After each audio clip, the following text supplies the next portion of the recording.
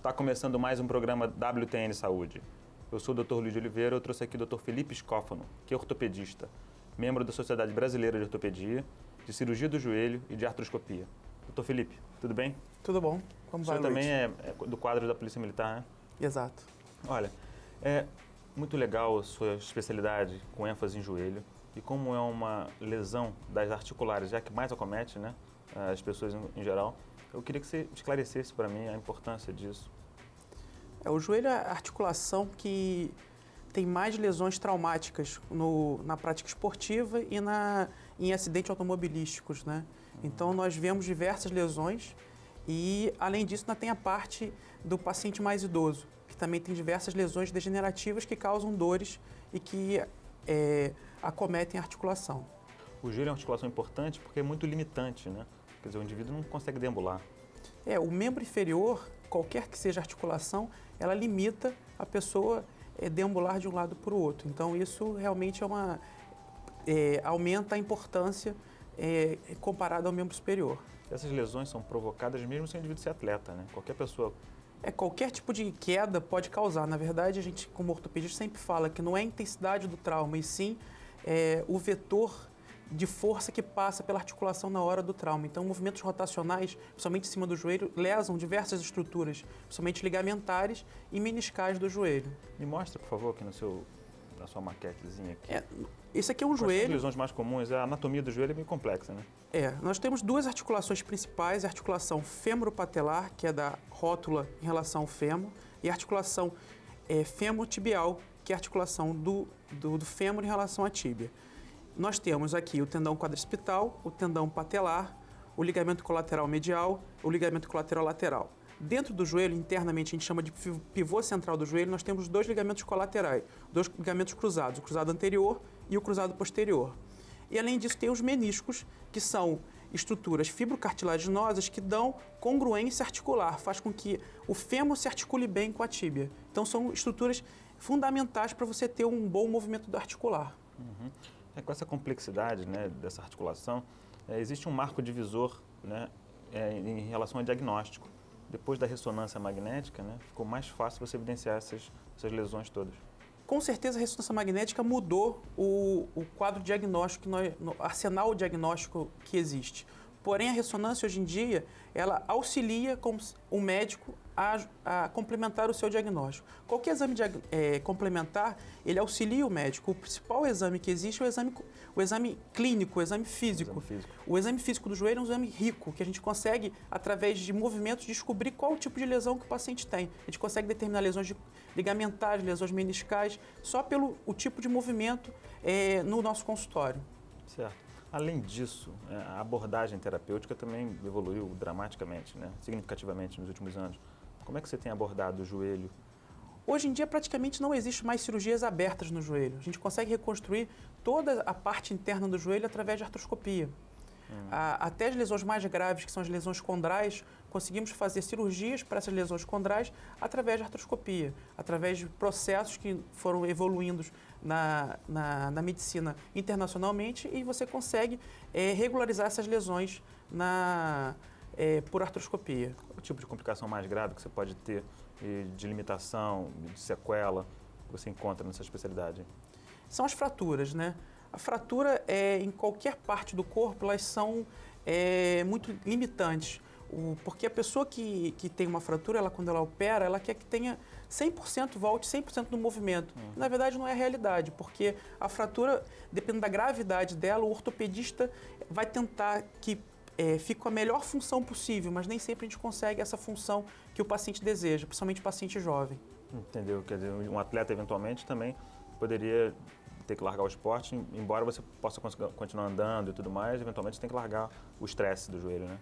Com certeza, lesões graves ligamentares, principalmente ligamentos, quando você tem lesões rotacionais, que é o pivô central, que é o ligamento cruzado anterior e posterior rompido, associado ao canto posto-lateral, ao complexo medial, você tem lesões mais graves ligamentares. E essas lesões não que limitem totalmente, mas que você tem um trabalho maior, tanto cirúrgico quanto no pós-operatório com fisioterapia, para reabilitar esse atleta. Tá, me conta exatamente qual o momento em que você aborda essa cirurgia convencional, tem que abrir, e quando você pode abordar por endoscopia? Qual o tipo de lesão que você encontra?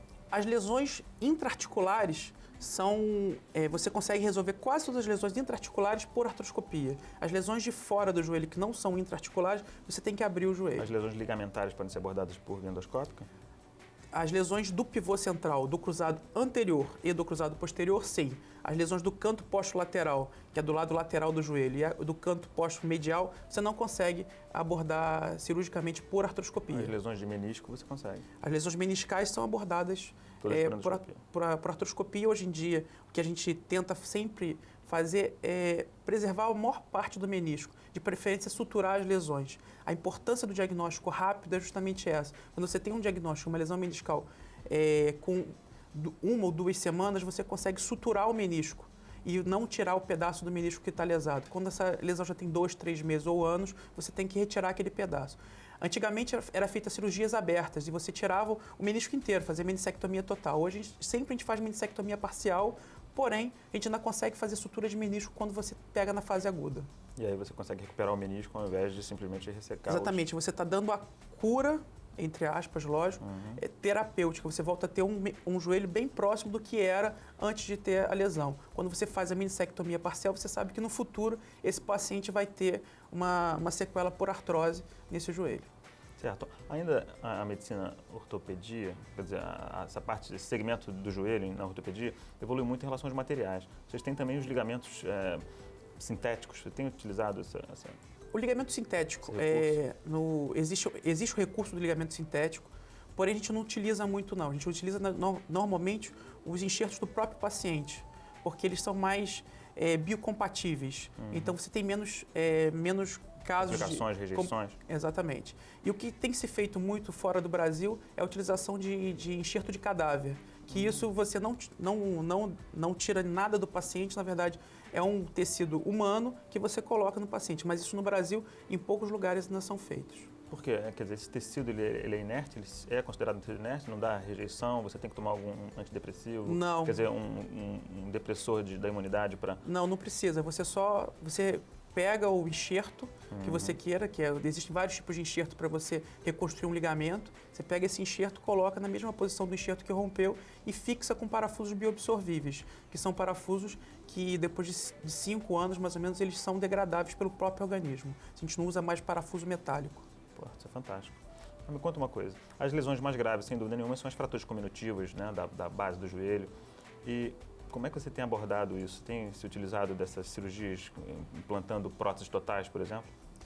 A prótese a gente hoje em dia limita muito a utilização da prótese, porque a prótese não é uma solução biológica. A gente está na fase, na ortopedia, das soluções biológicas, que a gente tenta restituir o osso, a parte que o indivíduo tem. Existem hoje em dia placas que os parafusos bloqueiam nela mesmo. E essas são as placas que são utilizadas para fraturas cominutivas no terço proximal da tíbia e no terço distal do fêmur. Essa é a evolução atual, são as placas com parafusos bloqueados na própria placa, que isso aumenta a estabilidade dos parafusos da placa e então te dá uma qualidade melhor de mobilização precoce do doente. Como é que você vê daqui para frente a evolução dessa especialidade? Cada vez tentar mais que o paciente volte a ter a qualidade de vida que tinha antes de começo da dor. No paciente idoso, por exemplo, hoje em dia nós já temos medicamentos que começam a tentar regenerar cartilagem. Então, acho que o futuro da especialidade é tentar que a gente consiga cada vez mais restaurar a amplitude de movimento, a qualidade de vida para a pessoa voltar a praticar seu esporte ou até para voltar a andar. A gente sabe que não basta você tratar, você operar. A prevenção é uma boa tática de saúde, né? Qual é a dica que você pode dar para você proteger o seu joelho? A proteção do joelho, com certeza, está relacionada à força muscular que nós temos, tanto na parte anterior quanto posterior da coxa. Quanto mais forte, quanto mais preparado o atleta ou a pessoa, o indivíduo comum, menos lesões ele vai ter. Você vê isso nitidamente no esporte, as pessoas que praticam futebol, o atleta, quanto mais jovem e quanto mais massa muscular ele tem, menos lesões ele vai ter. Mais protegido está o joelho. Mais protegido está o joelho. Pelo arcabouço muscular, né? Exatamente. Bom, você protegeu o joelho, você teve uma lesão de joelho, você tratou o joelho com cirurgia, com artroscopia.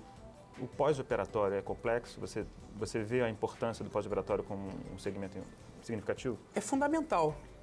Quando nós temos você tem um serviço que consegue aliar a parte ortopédica com a parte fisioterápica de uma integração boa, a gente consegue ter pós-operatórios melhores e uma recuperação funcional mais rápida. Felipe, foi muito legal ter você aqui. Obrigado pela sua presença.